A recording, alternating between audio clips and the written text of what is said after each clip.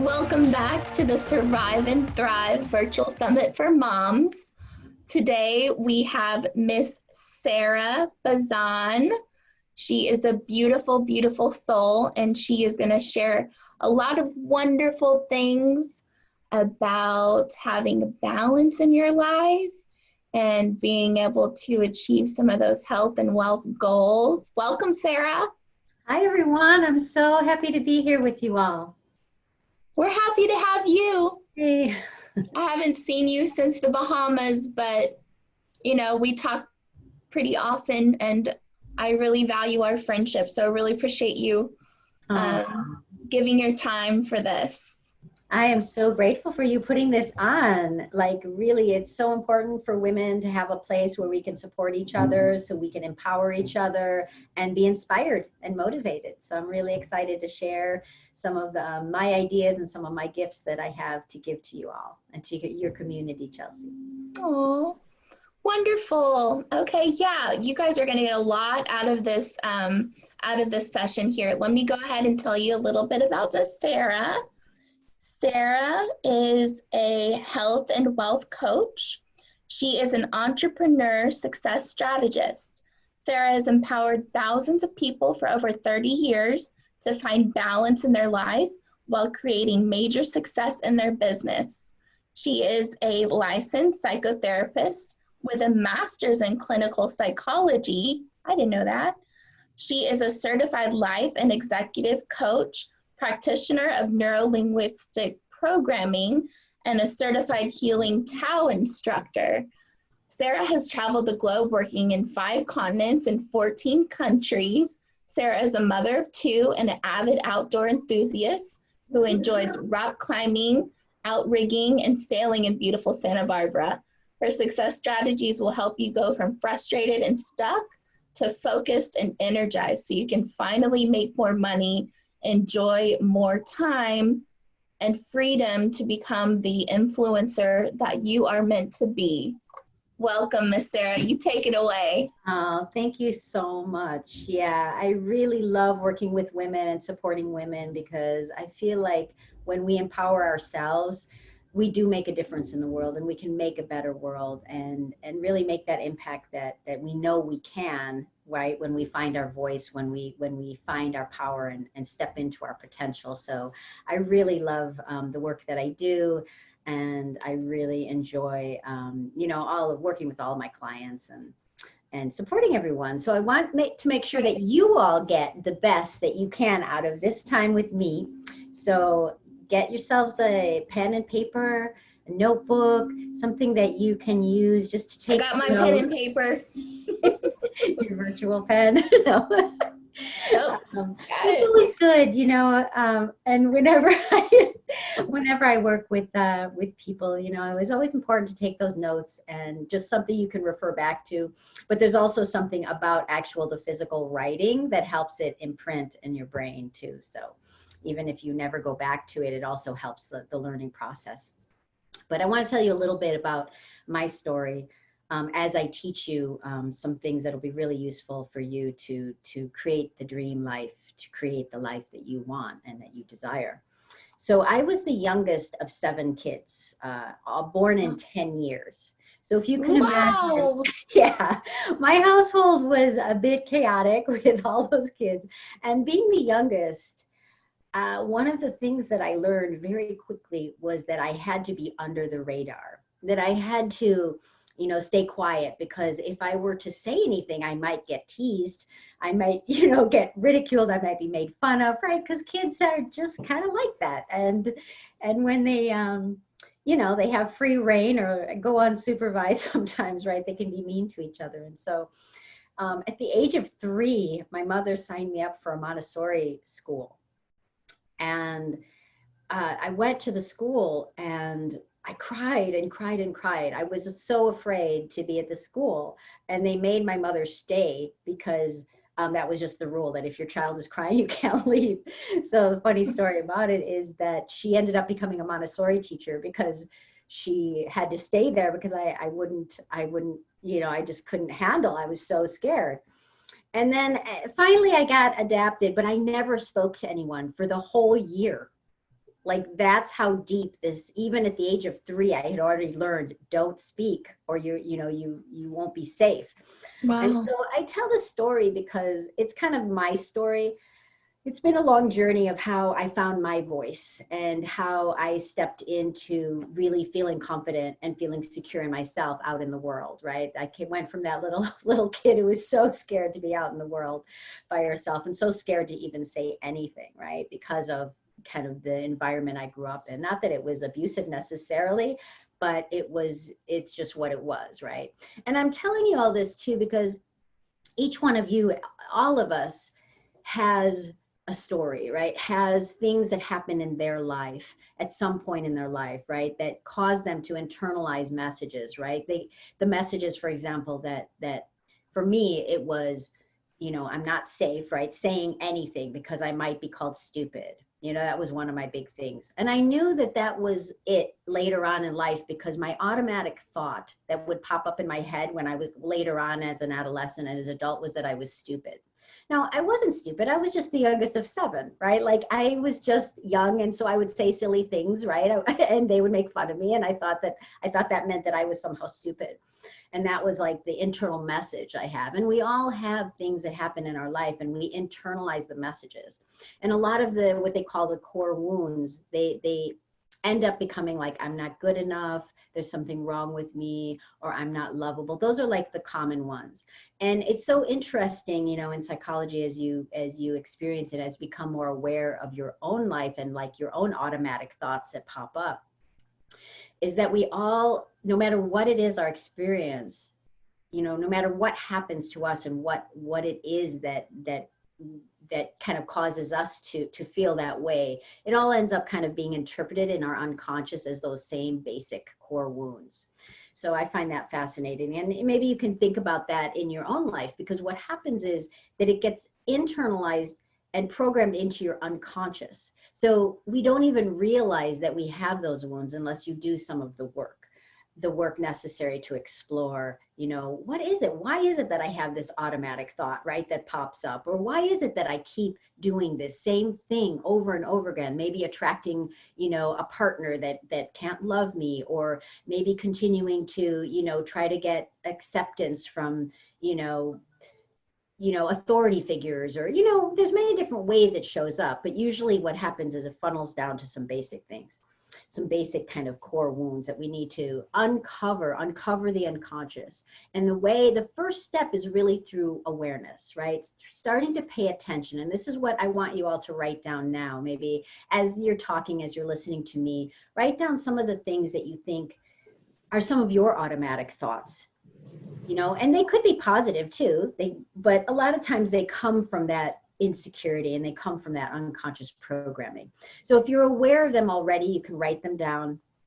If not, you can start to think about it. And maybe if you don't know yet, I really encourage you through the next week, to start to pay attention to what are the thoughts that pop up in my head. It can be about you, but it also can be about the world. Like sometimes the world, we tend to catastrophize, right? That's another kind of automatic unconscious tendency, right? And maybe it's that, we don't feel like the world is safe, right? So we start to immediately go to fear, or, oh, this is going to go bad, or whatever it is. But it can be an unconscious thought or an automatic thought, either related to ourselves, like, oh, I'm stupid. Oh, I can't believe I did that, right? Like, or it could be about other people too, right? So, but they're just thoughts that pop up. And that is a clue. The reason why I'm asking you to write these down and to think about them, because it's the clue, it's like the key to your unconscious. Then you pay attention to them, you notice them, and then you start to explore a little bit, like what could be underlying that? What could have caused me, right, to think that way? And so it's really important to, uncover the unconscious so that it no longer has any power over you. And at the same time, what you can do, right? So there's like 2 parts. There's the underlying wounds that need to be healed, but there's also like more on the superficial level, like you can actually reprogram your unconscious, right? You can take those negative automatic thoughts, it might be like, I'm stupid, to be, I am brilliant, I am successful, right? Most people have heard of positive affirmations and how you always want to say it in the present tense, I am, right? And that's really important because it does tell your unconscious. It's like reprogramming your unconscious. And I encourage everybody to do both, right? To do some of that exploration of the unconscious and where it came from, so that, there are tools that I've learned, and, things like neurolinguistic programming and other really powerful therapeutic healing tools that you can use to heal those wounds, so they no longer have any power over you. So they no longer drive your actions towards perhaps unhealthy or self-destructive things. And so really going back to this first step is awareness. The first step to change is awareness. Become aware of your thoughts. Become aware of your behaviors. Because again, our behaviors can be driven by the unconscious. And what we want to do is become more and more present, more and more aware. And slow it down so that we become the driver of our decisions, the driver of our actions, even the driver of our thoughts, right? Because unfortunately, we often get thoughts programmed into us. They can be programmed from society, from the media, and they can cause us to feel things, right? There's a lot of fear going on right now because of the uncertainty in the, in the economy, and the uncertainty in the health issues, and how we're, right now, given with, the virus and everything that's happening in the society, there you can go to fear, but you can also go to, right? You have the choice to go to fear, or you can go to, planning and strategies and the belief in yourself to know that I'm a survivor, and I'm going to, right? I'm going to survive. I'm going to make happen what needs to happen in order for me and my family to move forward, right? Like, you can choose what kind of thoughts that you want to have during these times, and don't allow like the media and things like that to really seep in and get you afraid, right? Because when we get in a fear state, it's really like, it can lead to paralysis. It can lead to, right, just feeling stuck or frozen. Or it can lead to like spinning, right? Where we feel like, oh, right, we see all the panic, right? And you don't want either one of those. You want to really stay in a grounded, centered power state. So I have an online course called Power Over Fear. And the reason why I name it that, because a lot of times fear is what drives self-destructive behaviors, or really unhealthy behaviors, right? It's our anxiety that we're not even consciously aware of, that's underlying us, that drives us to maybe eat, comfort foods, right? Eating comfort foods, even though we know there's healthier choices, or, binge watching Netflix, even though we know we have all these things we want to do to move forward in our business, right? So it's trying to get to what it is that's underlying some of these behaviors or negative thoughts, either one, right? So I am offering to Chelsea's community, because I so honor the work that she does, and the work that just, I guess as the movement, right? The work that she's encouraging all of you as women, as powerful women, to step into the power, to create a movement powered by love. And I always think of love as the opposite of fear. So I'm very much aligned with what Chelsea's doing, because when we can overcome our fears, we can step into love, and we can allow love to lead us rather than fear driving us, right? And we have that choice, but it does take some practice. So, and I'm going to give the free module from my course, and part of what you're going to get in that is tips to developing awareness, because back to like the first step of change is awareness. And how can we, we can do things on a daily basis that can help us really to build that awareness and build the consciousness, so we can step in and to our power and let love guide us. So do you want to say anything? You want to interject anything? Beautiful. That's beautiful. And yeah, and I talk about love a lot and how we can use the power of love. But it isn't necessarily, okay, I'm just going to substitute love here. It is really defining what it is. What are the thoughts that are, that are repeating in my head, and really, being aware. Mm-hmm. Exactly. And it's like, I think that love is a natural, normal drive that we all have, right? It's inside of us if we can allow it to shine. And I think that's what you're saying, right? If we can get out of our own ways, the love that we have is going to just, you know, drive what we do and show from us, right? And shine all around us and spread, like you said, spread love, right? So, so yeah. Yeah, absolutely. And I So want what is kind of your trial to triumph story? What is your, it's kind of like, the what made you want to do this in the first place, kind of, yeah, your trial to triumph story. awesome. Yeah. And this, I started out talking about how scared I was to even speak, right? The first time I went out of my house into the world. And I also remembered I was thinking back in 5th grade, I had to do a presentation in front of the class. And I just burst out crying.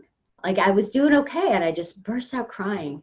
And I realized, like in retrospect, I remember the teacher saying, "You were doing such a good job. What happened?" And it was just like suddenly I was like saw that everyone was seeing me, and it didn't feel safe, right? It didn't feel safe to be seen and to be heard.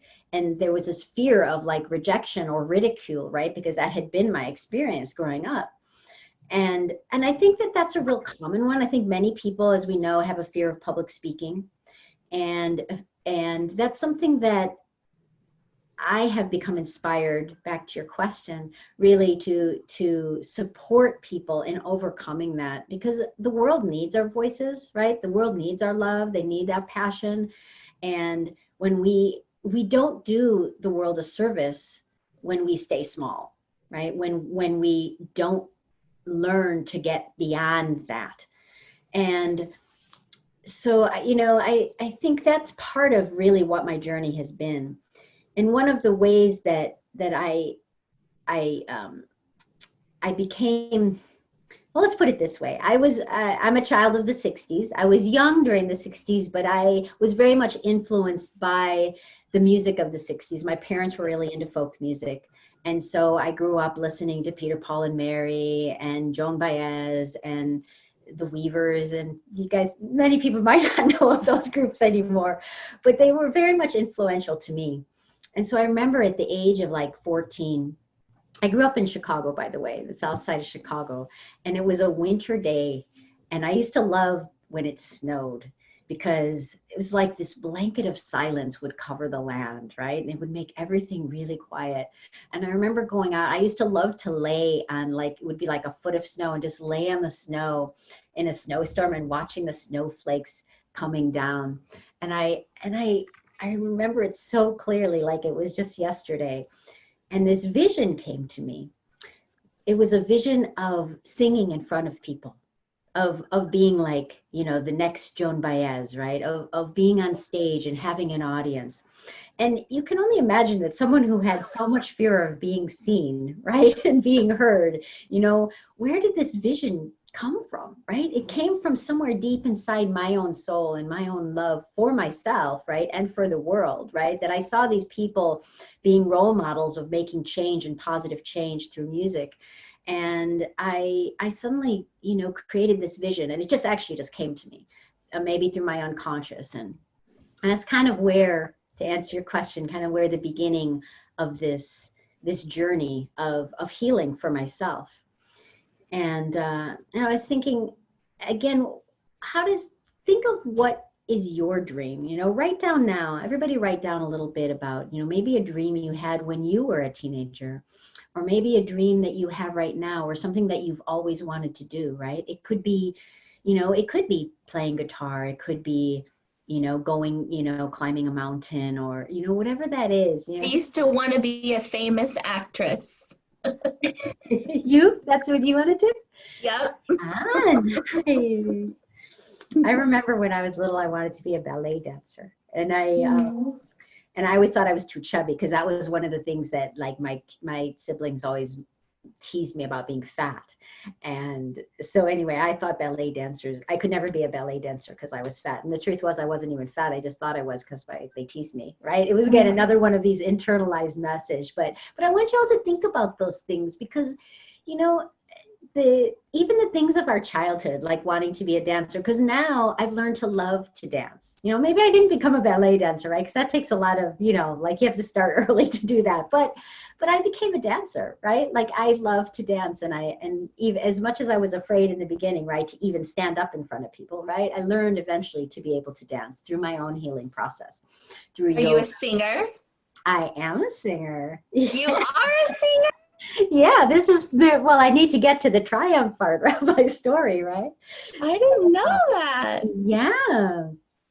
So I want you all to, you know, just think about it and maybe write down some of the dreams that you know. Like one popped right into your head, right, Chelsea? Like you knew right away, oh yeah, I wanted to be an actress, you know, and I'm sure all of you have those dreams. And I think part of you know, part of the online course that I offer, and also part of this free module that I'm giving to you all, is really some tips on how to get that clarity of vision. Because when you have the clarity of vision, it really helps to motivate you to know where you're going, right? If you don't know where you're going, how are you going to find the path, right? But when your vision is clear, the path becomes clear too. So that's why, you know, putting out those dreams and writing them down, and you know, there's so many different ways you can do that. Vision boards, you know, just writing it, you know, and so I encourage you all to don't give up on your dreams, you know, and having dreams and goals, you know, when you might achieve one, and then you can, you know, create a new one, right? Like, I mean, I've had like 4 different careers and it's been awesome all the way, right? And they've all been about helping people in different ways, whether it's coaching, whether it's teaching yoga, whether it's, right, teaching healing Tao, and different ways of living that passion that I have, right? So never give up on your dreams and always create new ones too. So Nice. the next piece, after there's the 3 pillars that I've created as part of this teaching tool. And it's, so the first one is clarity, which we just talked about. And the second one is conviction. It's really about conviction is a strong belief.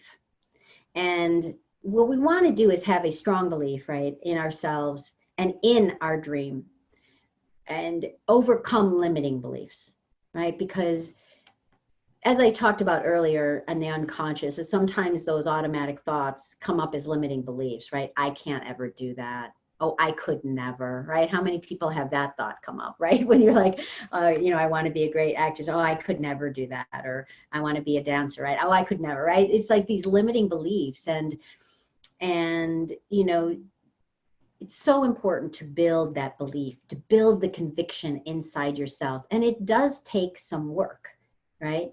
You can do positive affirmations, and I absolutely encourage people to own that practice of daily affirmations, because what you're doing is you're reprogramming your unconscious. And at the same time, as I said before, but I can't say it enough, right? There's the being present and doing the daily affirmations, and working on healing whatever wounds there are from the past, because as we can heal them through neuro-linguistic programming, through other tools, expressive art therapies, you know, many of the things that I've done in my life, they've all helped me to overcome the limiting belief, right, that I was too fat to dance, that I was too stupid to do anything, right, to even talk in front of people, right? And now I know that, you know, I've spent my life learning and growing and developing my confidence, and in that process now I know I have so much to share, and I'm so excited to share, you know, what it is that I've learned, because I want people to be able to blossom and, you know, flourish and cultivate the dreams and the life that they desire. So it's that reprogramming, conditioning, using neuro-linguistic programming or other things to get to the bottom of those limiting beliefs, so that you can truly wake up every morning knowing, really believing deep down inside you that you can do it, right? That you can create the life you dream of, or the movement, or the change that you want to see, either in the world or in, you know, in your family or in your own life. So that's the second pillar, which is the conviction. And the last pillar, the third pillar, is commitment. And this one is very important, because you can have the vision and you can have the belief, and then it comes down to actually doing the work, right, Chelsea? Chelsea Yeah. knows. You know, because Chelsea is an amazing, just an amazing woman. She gets so much done. She has so much on her plate, you know, new baby, you know, all, you know, her coaching business, her, you know, real estate, right? You do so much. But you've got to make that commitment to getting it done. And whatever those steps you need to take, you've got to take them. And so this is another part of the healing process too, is taking a look at what is underlying my procrastination. If you are procrastinating, which many people do, right? Sometimes it's the fear of success. Sometimes it's the fear of failure, or even just the fear of being seen. Or maybe it's a limiting belief, right? Like somewhere deep inside you, you don't believe you actually can do that, so you don't do that, right? So making that commitment to the daily work. And I'll give an example, because so I was kind of shy and, you know, even lonely, even though I had a big family, but, you know, I always felt a little different. And so I picked up the guitar. One of my siblings had a guitar around, so I started playing the guitar and got lessons from a friend of mine's brother. And I sat down every day and set my timer. It was half an hour. And I sat there and I played the chords over and over again for half an hour every day. And, you know, after 2 months, 3 months, you know, that's what it takes, right? It's like I then could play guitar. So it's like, what is your dream? And what do you want to make happen? And then what, you know, we can figure out is what are the steps you then need to make, right? Like if you want to play guitar, you need to learn, right? You need to learn these chords, right? If you want to sing and play guitar, you have to learn these chords. You have to learn how to change them from one to another, right? It's like this rote learning. It's like, what do you want to do, right? Do you want to, you know, make a difference in the world? You know, maybe some of those things are getting over your fear of being on video, right? Or getting over your fear of speaking on stage, because that's how you're going to be the influencer you want to be, right? And make the changes you want to make in the world. So, and then it's just making those steps, right? Practicing speaking, right? Practicing, or even just going through the route of making cold calls. Cold calls is a great one too, right? It's like one of those things that people have a lot of fear of doing, getting more into the business realm, right? Like, you know, you really need to make contact with people if you're going to move your business forward. And yet people are so afraid of that, right? And so, but if you think about it, if you set the goal and make the discipline, or you know, take the discipline, you know, do what you need to do. For me, the definition of discipline, and this is a really good one, you all should write this down too, is to do what you need to do, whether you feel like it or not. And a lot of times, so it's do what you need to do, whether you feel like it or not. And the reason why this is so important, it's a positive way of looking at discipline, because I think in our society, in our culture, discipline is sometimes has a bad reputation. You know, it's like people think of discipline as like the disciplinarian, right? Telling you what to do. But really it's about inner discipline. It's about knowing that I have this vision and that's where I want to go. And I know where I want to go. And now I have this belief that I can do it. So now what do I need to do today, right? What do I need to do this week? What do I need to get done so that I can make that happen? And then sometimes you don't feel like it, right? Like, you know, sometimes, you know, how do you keep your energy up? I mean, that's why I always have the health and wealth coach. I mean, that's why I call myself that, because I feel like you can do what maybe you can do what you need to do for your business, but are you doing what you need to do for your health too? Because you can have all the money in the world and have a successful business, but if you don't have your health, then you'll end up spending your money on, you know, hospital bills, right? Or medications or something. So it's Right. like, it's like developing that discipline can really help you in all aspects of your life. And that's why I really work on balance when I work with women entrepreneurs. You want to find a balance, and it is hard. It's hard in life no matter what, right? To find balance, and you sometimes swing back and forth. I do too, right? You're never always going to be perfectly in balance, right? Sometimes you're going to focus really hard on taking care of others. When you have little babies, for example, it's like, you know, you got to take care of them, right? But then you also have to take care of yourself. And how can you find that balance? Sometimes you have to kind of sacrifice yourself, right?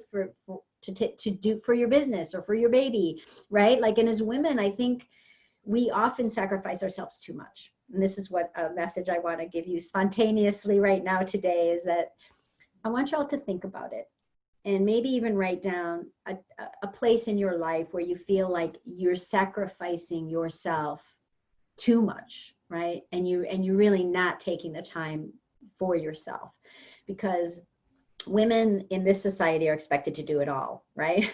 We're supposed to be we have to take care of the kids, and we also have to have a career, right? And we also have to take care of the house. And as much as I know we've made progress in women's liberation and things, but I think what I've noticed is that we're still required to do it all. And I think we often do, because we are so powerful and we are so amazing and so gifted. And, it's awesome. Women are just incredible. We're just like this powerhouse. And how often do we give away our energy too much, right, for everyone else? So just a little side note. Want you to do the pressure. Yeah. The pressure to do it all. Exactly. Yeah. So that's a really good one. And because sometimes it's also something we can do for ourselves, going back to self-care and how do we take care of ourselves, is just explore. And this is another thing to write down, maybe as something to explore, later on in this week or coming up, is where is that pressure coming from? And are we allowing the pressure, right? Are we allowing it to take us off track? Or are we allowing that pressure to maybe not take as good care of ourselves as we need to, right? So it's just something to think about, and always, again, create awareness, right? If we have the awareness, if we start paying attention, then we can really make the changes we need to do, even if they're baby steps, back to the discipline, right? Back to the commitment, which is the last pillar. It's really about making that commitment to yourself, to your business, to your family, right? To it all, but like little by little, like what can I do now for myself? What little bit I can do? Like I have a 10 minutes to ultimate health video series. And the idea is really for women, because oftentimes we don't have more than 10 minutes, right? Like we can sometimes barely get 10 minutes, right? And I think some women are better than others at making time for themselves, but I notice more and more that like a lot of women don't. And so even if you just commit to 10 minutes every day, just like when I was learning guitar, I committed to half an hour every day. And then it's just about doing it whether you feel like it or not. And one of the keys to doing it, right, and reminding yourself when you don't feel like it, is circling back to the vision, right? Remind yourself of what is the greater vision. What is the dream that I really want to create? So it's like this cycle, right, of the clarity, the vision, the conviction, building and cultivating constantly the belief in ourselves, and then finally that commitment to doing the daily tasks, right? And it never stops, right? Those three pillars, you have to keep going back to them, right? Because they can help each other too. That's why they're pillars, right? They're holding things up, they're holding it up, because they all play an important role and they all need attention. And when we give attention to all three, we do have a better balance in the ability to create our dreams, which I know is what Chelsea is all about, is creating that vision, right? So I'm really happy to share kind of the foundation, right? The foundation of how to maintain the strength and the courage and the commitment to keep it going, right? To keep going. Don't give up, like never give up, right? Because there are going to be things that stand in your way, right? There's going to be things that happen that you never thought would happen, right? And it's just about keep moving forward.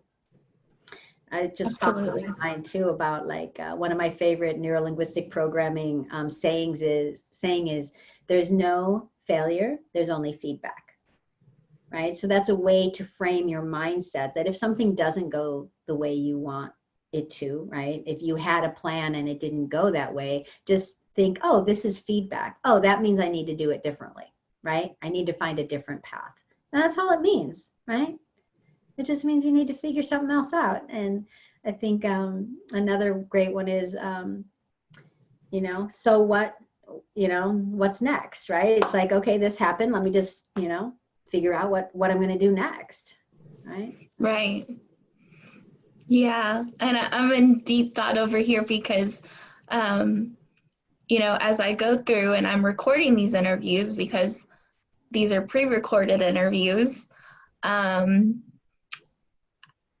I'm just seeing, I'm seeing the themes. And you know,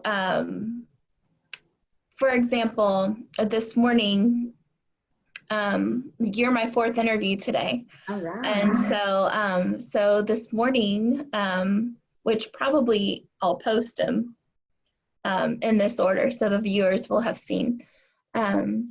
But, you know, talking to Lachelle this morning, she was talking about how she was operating from this place of, you know, she has 15 kids. So she was like, the bulk mindset. How do I get one meal to feed everybody, regardless of who likes what? And she was operating from this almost like a resentment spot. And you know, it's like she tries to take some time for herself at night, but she doesn't have anything left for herself. And then the kids get a nice rest and she doesn't get rest, and then they wake up all refreshed and she's got to pour back into them. She's got nothing to pour. And how, you know, she's pouring from that place of like resentment and exhaustion. You know, with talking to Michelle Jewsbury when she was recommending the book Failing Forward from John Maxwell. And just, she said she reads it over and over, and using that significant pain in your life to be able to turn that around into your strength to move forward.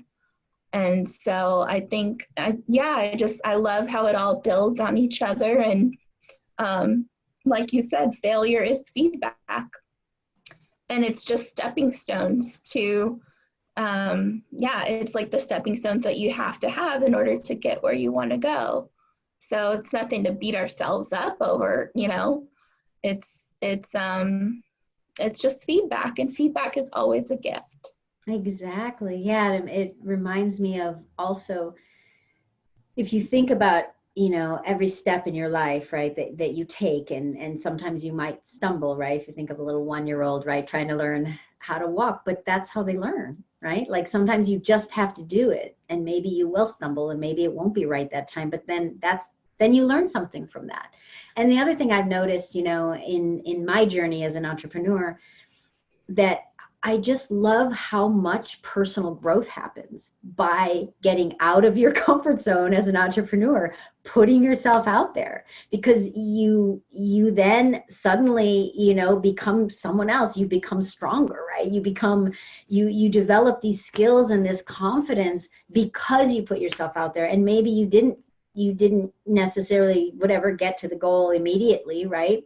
But because you put yourself out there, you're that much stronger. You have that much, you know, one more skill under your belt, one more thing that you've done. So the next time you go to do it, right, you do it better. And it's, you know, it's really not that difficult in a concept. It can be difficult because fears can stand in our way, right? And that's where I really focus on overcoming fears. But I did want to tell you this, the final story, because I was traveling for many years when I was young. I was like 19, 20 years old, and traveling, trying to find myself. And 5 continents and yeah. however many countries. And I was just walking down the street going to the market, and this man runs out of a nightclub and he goes, "Are you a singer?" And I go, "Yeah." And that's how my singing career started. Really? And I, you know, it's like one of those things when you really have that vision and you know, believe it, right? Even though I really hadn't done anything yet, right, to try to promote myself as a singer. And yet just out of the blue, this guy comes out, sees me on the street, and runs up to me and asks me if I'm a singer. It's just, anyway. And so then what happened? Yeah, so that was, anyway, we played like at every single, you know, venue at the Zona Rosa. This was in Central America, and we played. That's how I started my professional career. We played everywhere, and then we ended up, you know, getting other gigs along the way and getting invited to other places. That's how I ended up traveling. I traveled the world singing, actually. So, really? And doing other things too, you know, along the way, but that was the main thing. So, you know, and it was all started, I guess, because, of that vision I had when I was 14, right? And who would have thought this young, shy kid who couldn't even talk in front of people, right, would become a singer and sing in front of hundreds of people. So, Wow, that's amazing. I didn't know that. Do you yeah. still sing? I do, not so much professionally. Once I had my kids, I kind of moved in another direction. But I still sing for fun, and they're both musicians, so we get together and we sing. And they sing now too. I was like, I wondered if they were ever going to sing, because I'm mostly a singer. I play guitar too, but they played instruments and now they're singing. So I'm like, oh yay! It makes me happy. That's beautiful. Yeah. That comes full circle. Exactly. Oh, well, that just goes to show, what happens when you follow your instincts and you follow your visions and you really recognize those self-limiting beliefs. Mm-hmm. And you just do it anyway, right? Because I had that Right. passion. It's something I wanted so badly that I went ahead and did it. And it's the same with, being an entrepreneur, right? And starting to market yourself and putting yourself on social media. I mean, that was all new to me. I didn't grow up with that. I'm quite a bit older, right? So it's like, that was all something that I had to learn and also, overcome, just kind of like the inhibitions of like this new thing, right? Having to be on videos but I really love it, actually. And I'm so grateful to you, Chelsea, just for putting this summit on. And I think it's just incredibly important for women to step into their power, to overcome their fears, and to really make the world a better place. So thank you, Chelsea. Right. And just acknowledge those big dreams in their hearts, because a lot of people think they can't, or, that, okay, yeah, they're there, but it's not going to happen, or this is not the right time. But yeah, for many people have to allow themselves to start dreaming again. Mm-hmm. Yeah, absolutely. Yeah. And I think it brings a richness to life when you dream, because Yeah, you have something absolutely. to look forward to, right? And something to create. I think I've been, an artist and a musician of different forms and during my life, and I really think that there's something about the creative process, or whatever it is, right? If it's writing, or it could even be writing copy for your for your emails. I mean, it could be writing, or drawing, or designing your website. I mean, there's so many creative outlets, and it can really enrich your life and also empower you at the same time. So Absolutely. Yeah. Okay, well, if they like what they see, how do they get in touch with you? How do they get plugged in to the module? yes, so sarabazan.com, so my name.com, and on the website will be a button to the free module, as well as a free exploration call consultation if you want to get on a call with me just to explore a little more, maybe some of those underlying issues that we could break through. Awesome. So sarabazan.com, SARABAZAN.com. Yeah. And yeah, you can get to be a part of that module. Yeah, that's going to be a really successful course that you have. So that's really awesome. Overlooking the clarity, the conviction, and the commitment. Mm-hmm. And so being able to have access to that clarity without paying anything, that's wonderful. Thank you for providing that. Absolutely. Thank you, Chelsea. Right. Thank you for being on. I really appreciate it. Okay. Talk to you soon. Okay. Bye. Bye.